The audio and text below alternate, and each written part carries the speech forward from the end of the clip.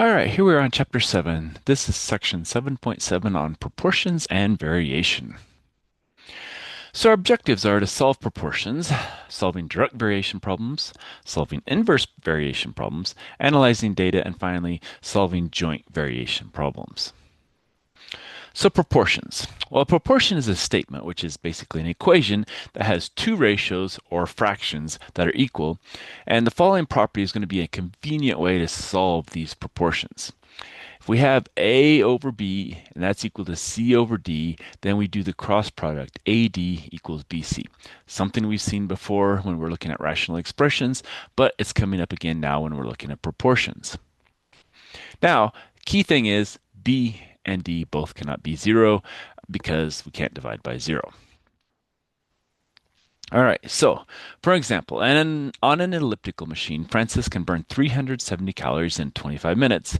If he increases his work time to 30 minutes, how many calories will we burn? Well, we need to set up a proportion basically. So we're going to have 370 over 25 is equal to blank over 30. Okay, so, and the blank, and this way, there's two ways to do it. I did it with calories on top and then minutes on the bottom.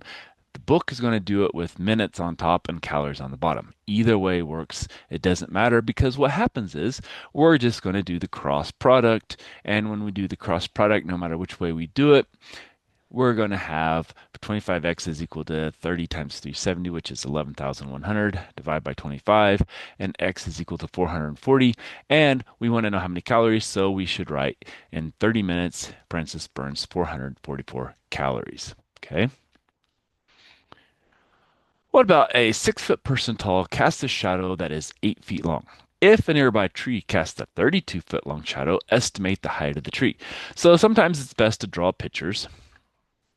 So we have a 6-foot person and they cast an 8-foot shadow. Now, if a nearby tree casts a 32-foot shadow, how tall is it? So now we have a ratio we can do between the height of the tree versus the height of the person and the length of the shadow versus the length of the shadow of the person. So these similar triangles, because the measure is corresponding angles are equal, then the corresponding sides are going to be proportional. So if we take h over 6, that's going to be the same thing as 32 over 8.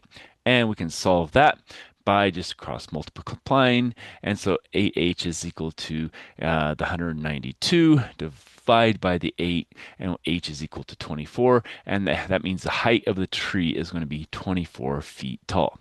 Again, drawing pictures sometimes is the best way to start. And then after that, we can set up some kind of a proportionality. Now, did it have to look like this exactly? No, we could have had the 6 over h and 8 over 32. It doesn't matter as long as everything's in a proper manner as far as how it works. All right. Now, to solve the variation problem, there's going to be several steps we can do. So, the first step is to write the general equation for the type of variation problem you're solving.